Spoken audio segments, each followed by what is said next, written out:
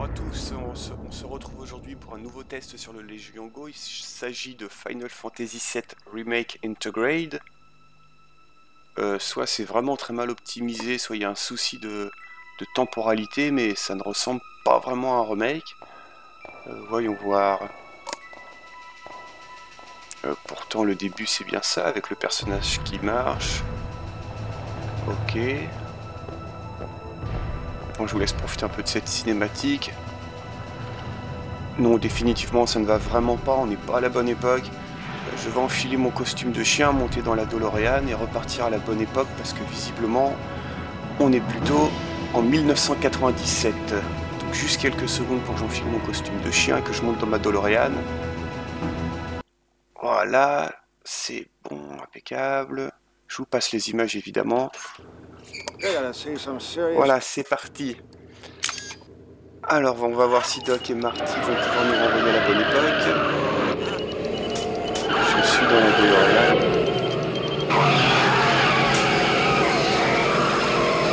Ah, voilà, c'est moi ici. J'appelle la vitesse de 140 km/h, il me semble.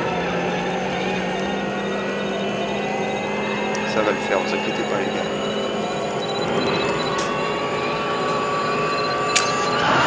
Et c'est parti. Plus vite, oula. Bon, ça a l'air pas bien. Watch this.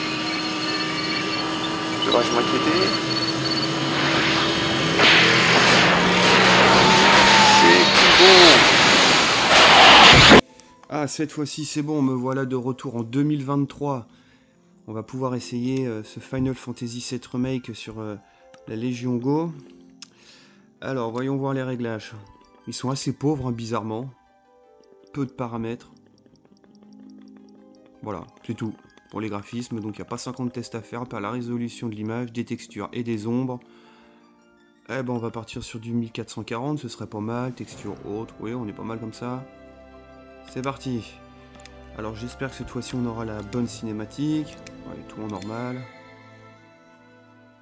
Vous avez toujours l'indicateur des FPS en haut. Ah, ça a l'air un petit peu plus moderne, après il ne s'agit pas ici de comparer l'ancien Final Fantasy VII et celui-ci, parce que pas la même qualité, à la même époque, complètement différent.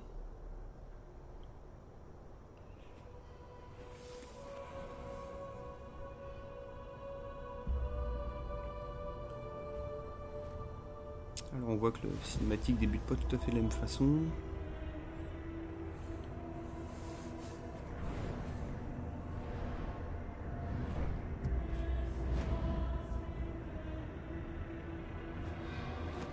Il faut reconnaître que sur cet écran d'un petit peu plus de 8 pouces, la cinématique est quand même assez jolie. Même très jolie.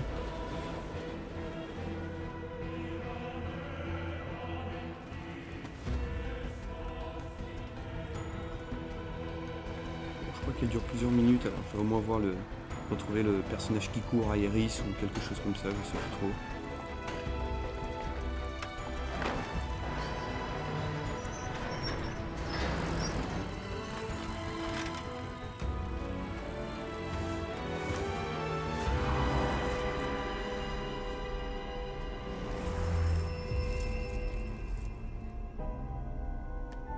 Bon, en tout cas, ça valait bien un petit voyage dans le temps, hein. Un peu compliqué, mais...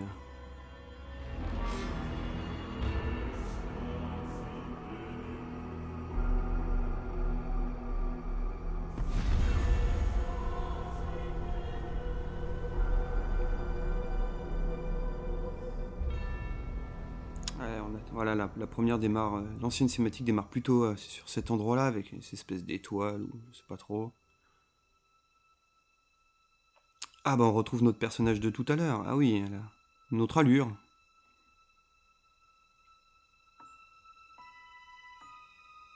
Donc on voit l'évolution des cinématiques 26 ans après. Après Final Fantasy VII qui était un jeu mythique à son époque, mais qui l'est toujours en 2023, un des plus grands jeux de rôle de l'histoire, de façon unanime. Bon, je crois qu'on va passer à la cinématique. peu ce que ça donne in-game. Allez, je vous propose de passer la cinématique. Je crois qu'on peut en... Voilà, faut maintenir Y. Donc là, évidemment, chute de FPS, mais là, c'est... On est pas oublié, on est en 1440, hein, avec une texture en haut, c'est quand même propre. Bon, les voix en français, c'est pas forcément du plus bel effet, mais... on va dire pour cette vidéo, ça fera l'affaire. Alors le jeu propose les voix en anglais, japonais et français.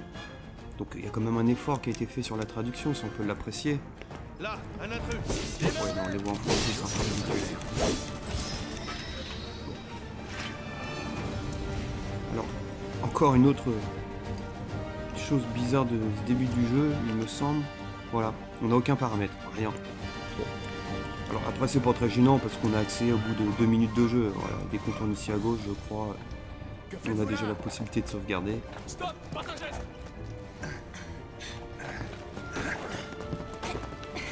Bon, niveau FPS, c'est au-dessus de 30 sans souci. Après c'est pas fou mais c'est quand même propre. Hein.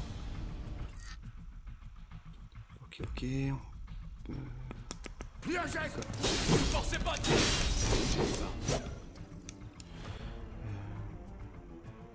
Alors, on a un menu des commandes.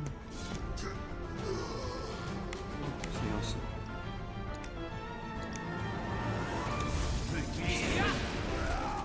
Bon, c'est joli, ça va. Ils sont tous morts. Voilà, et je crois que dès maintenant... Oui, ce serait du thé. Je crois que dès maintenant, voilà, on a accès au menu principal avec, on retrouve, où est-ce que c'est? C'est dans système, voilà, là on peut sauvegarder, retourner à l'écran titre, on va retrouver les réglages du début qui sont toujours pauvres, voilà. Qu'est-ce qu'on peut essayer? On peut essayer de passer en résolution un petit peu plus basse, par exemple 1920 par 80. Alors effectivement, vous remarquez que le jeu est uniquement en 16/9. Donc ça c'est un peu dommage sur ce type d'écran, que ce soit Steam Deck, Legion Go, One X Player, etc. C'est très dommage. Bon, j'imagine qu'on doit pouvoir trouver un fixe sur internet pour ce genre de problème. Les langues des voix, donc qu'est-ce qu'on a? Là j'avais oublié l'allemand, bon. Japonais évidemment. Et on voit qu'en 1980p, en 1080p, on voit que c'est un tout petit peu moins net, mais c'est quand même propre, et ça tient le 60 fps. Donc là encore, le Legion Go, on peut quand même dire que pour une console portable, l'ordinateur console portable, on peut dire que ça fait quand même le taf sur un jeu de ce type-là, qui est quand même propre.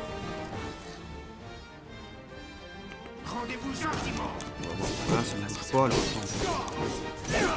c'est juste de me débarrasser de ce combat. Alors tout à l'heure il y avait d'autres sorts, j'avais fait le feu là, qu'est-ce qu'on a? Des compétences, on a quoi?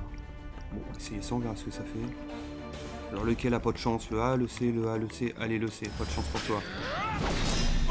Ah oui, ah bah les deux, finalement les deux n'ont pas de chance. Ça leur apprendra à rester l'un près de l'autre. Oh, c'est joli quand même, hein. Là on est en 1080p, alors on tient les 60 fps. Alors, je vous propose d'aller vous faire, on retourne dans les réglages, c'est où le graphisme de...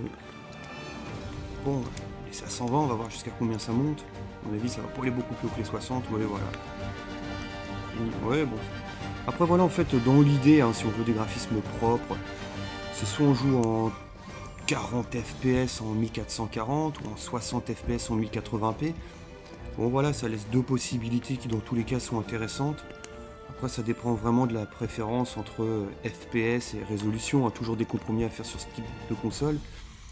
Mais dans tous les cas, il n'y a pas de doute, hein, c'est propre, ça fonctionne, ça bug pas de problème.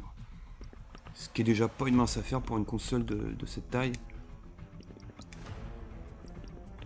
Et si elle, on les passe en basse, est-ce que ça fait une grosse différence?